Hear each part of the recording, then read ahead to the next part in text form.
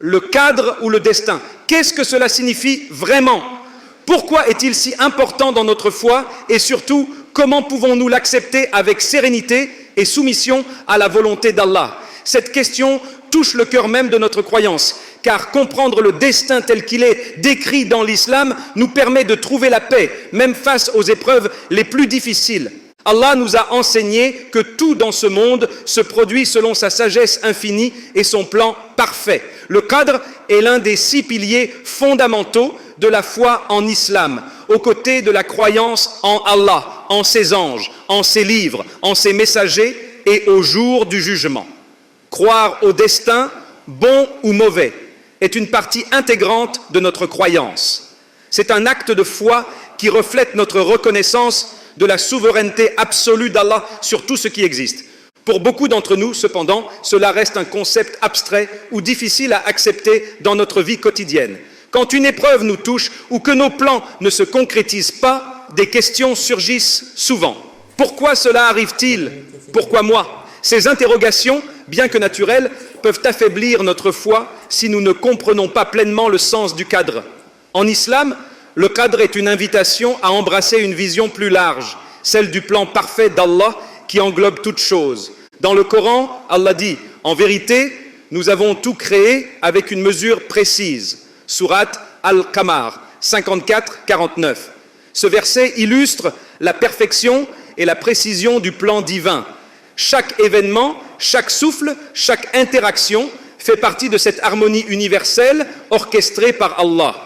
Rien ne lui échappe et chaque détail a une raison d'être. C'est ce que nous devons intérioriser. Notre perception humaine est limitée, mais la connaissance d'Allah est infinie. En reconnaissant le qadr, nous reconnaissons également que nos épreuves ne sont pas des accidents ou des injustices. Elles sont décrétées par Allah pour nous purifier, nous éprouver ou nous enseigner des leçons précieuses. En ce sens, le qadr est une source de réconfort pour les croyants.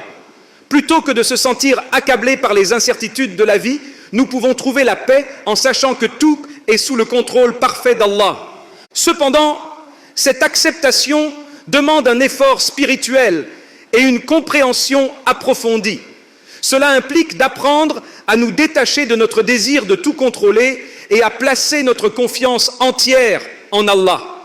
Ainsi, le qadr devient un acte de foi actif, un rappel constant que notre vie, avec ses hauts et ses bas, fait partie d'un plan divin qui, ultimement, est pour notre bien. Le mot cadre peut être traduit par décret divin ou prédestination. En arabe, ce mot contient plusieurs dimensions, notamment la mesure, la décision et le pouvoir. Cela signifie que tout ce qui arrive dans notre vie, grand ou petit, a été décrété par Allah depuis toujours, dans sa connaissance parfaite et infinie. Dans la sourate Al-Qamar, Allah dit « En vérité, nous avons créé toutes choses avec mesure ».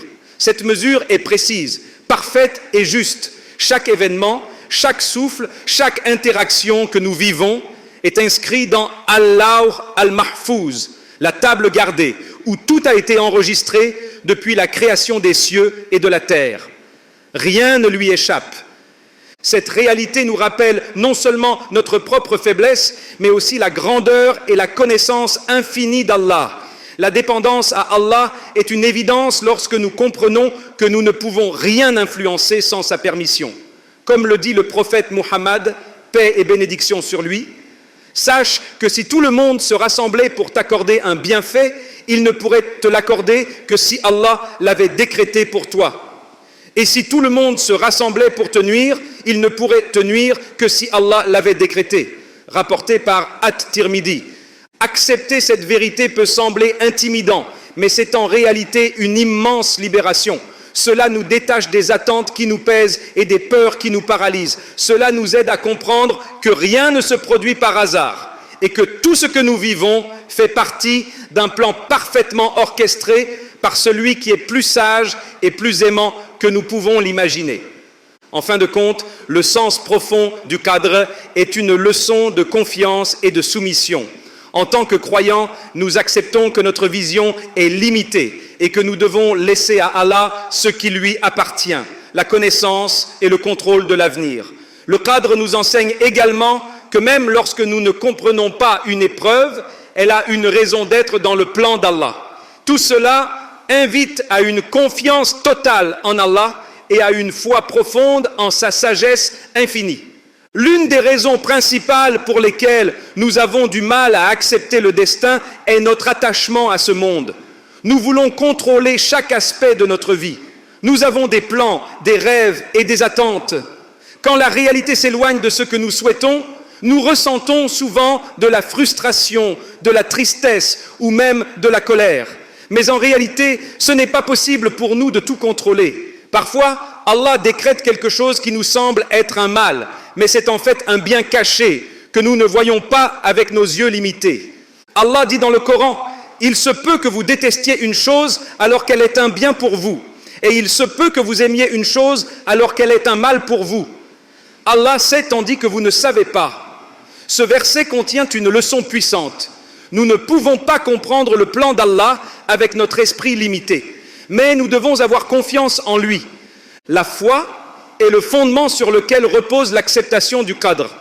Elle constitue le lien profond entre le croyant et Allah. Et c'est à travers elle que nous apprenons à embrasser le destin avec sérénité. La foi nous enseigne à dépasser les apparences des événements et à voir la sagesse divine derrière chaque circonstance. Sans une foi solide, le cœur vacille face aux épreuves, s'égare dans le doute et est assailli par des questions comme « Pourquoi moi ? Pourquoi maintenant ?» Cependant, lorsqu'un croyant nourrit sa foi, il trouve une source infinie de réconfort et de stabilité. Cela commence par la compréhension que tout ce qu'Allah décrète, qu'il s'agisse de bienfaits ou d'épreuves, est pour notre bien ultime. Allah dit dans le Coran, Allah n'impose à aucune âme une charge supérieure à sa capacité. Sourate Al-Baqarah 2286. Ce verset est un rappel puissant que rien de ce qui nous arrive n'est au-delà de nos forces, même si cela peut nous sembler insurmontable sur le moment. Accepter le Qadr ne signifie pas être passif face aux défis de la vie. Au contraire, cela demande une foi active, une confiance absolue en la miséricorde et la sagesse d'Allah. Cette foi nous pousse à faire des efforts sincères pour améliorer notre situation tout en laissant à Allah la gestion des résultats. Comme le prophète Muhammad, paix et bénédiction sur lui, l'a enseigné, attache ton chameau et place ta confiance en Allah, rapporté par At-Tirmidhi. Cela signifie que l'action humaine et la foi divine vont de pair. La foi véritable consiste également à croire qu'Allah nous aime infiniment plus que nous-mêmes. Il est Ar-Rahman, le tout miséricordieux, et Ar-Rahim, le très miséricordieux. Même lorsque nous ne comprenons pas un événement ou une épreuve, nous devons nous rappeler qu'Allah agit toujours pour notre bien. Parfois, une porte se ferme pour nous protéger d'un mal que nous ne pouvons pas percevoir. D'autres fois, une difficulté surgit pour nous purifier ou nous rapprocher d'Allah. En cultivant notre foi, nous développons aussi la qualité de l'acceptation, rida. Cette acceptation ne signifie pas que nous devons aimer les difficultés ou les chercher, mais plutôt que nous devons nous abandonner à la volonté divine avec confiance et gratitude. Lorsque nous sommes convaincus qu'Allah contrôle tout avec sagesse, notre cœur s'apaise, même dans les moments d'incertitude. Enfin, la foi est une clé parce qu'elle nous permet de voir les épreuves comme une opportunité spirituelle. Une foi solide transforme la douleur en patience, l'incertitude en confiance et la perte en gratitude. Avec la foi, nous apprenons à nous rappeler constamment qu'Allah est le meilleur des planificateurs, Khair al-Makirin, et que tout ce qui arrive, même les épreuves les plus douloureuses, contient une sagesse que seul lui connaît. Évoquer Allah régulièrement nous aide à garder notre foi forte. Le prophète, paix et bénédiction sur lui, a dit « Étonnante est l'affaire du croyant, car tout ce qui lui arrive est un bien pour lui. Si un bonheur le touche, il remercie Allah, et cela est un bien pour lui. Et si un malheur le touche, il fait preuve de patience, et cela est un bien pour lui. » Cette parole du prophète nous rappelle que tout ce qui nous arrive est une bénédiction, à condition de réagir correctement. Les épreuves ne sont pas une punition, mais une élévation de notre rang. Allah teste ceux qu'il aime le plus. Le prophète, paix et bénédiction sur lui, a dit « Les gens les plus éprouvés sont les prophètes, puis ceux qui leur ressemblent le plus. » Cela signifie que les épreuves sont un signe de l'amour d'Allah pour nous et une opportunité de nous rapprocher de lui. Nous devons apprendre à dire « Alhamdulillah » dans toutes les situations. Ce mot exprime notre gratitude et notre confiance totale en Allah. Le prophète, paix et bénédiction sur lui, a enseigné à ses compagnons que même dans l'adversité, il y a une sagesse et un bien. Ce monde est temporaire et tout ce que nous traversons ici-bas est une opportunité pour récolter des récompenses dans l'au-delà. À chaque difficulté surmontée avec patience, Allah expie nos péchés et élève nos rangs. Cela nous rappelle que notre véritable destination est l'au-delà et non ce monde. Avoir des amis et une communauté qui nous rappellent Allah nous aide à garder une vision positive. Ils peuvent nous rappeler que tout ce qui arrive est pour un bien et nous encourager à rester fermes dans notre foi. Lorsque nous parlons du qadr, certaines personnes tombent dans des erreurs. Par exemple, blâmer Allah pour les épreuves montre un manque de foi et peut conduire au désespoir. Se complaire dans la passivité est une autre erreur. Croire au destin ne signifie pas abandonner l'effort. Nous devons faire de notre mieux dans tout ce que nous entreprenons, tout en laissant le résultat entre les mains d'Allah. Enfin, questionner les décrets d'Allah en se demandant « Pourquoi moi ?» ou « Pourquoi cela est-il arrivé ?» peut affaiblir notre foi. Rappelons-nous que notre vision est limitée alors qu'Allah connaît tout. Accepter le qadr est un voyage spirituel. Cela demande de la patience, de la foi et une confiance totale en Allah. Lorsque nous nous soumettons à sa volonté, nous trouvons une paix immense, peu importe les circonstances. Mes chers frères et sœurs, rappelons-nous que le qadr est un signe de la miséricorde et de la sagesse infinie d'Allah. Apprenons à l'accepter avec amour et gratitude. Qu'Allah nous aide à accepter son destin avec patience et foi et qu'il nous guide toujours sur le droit chemin.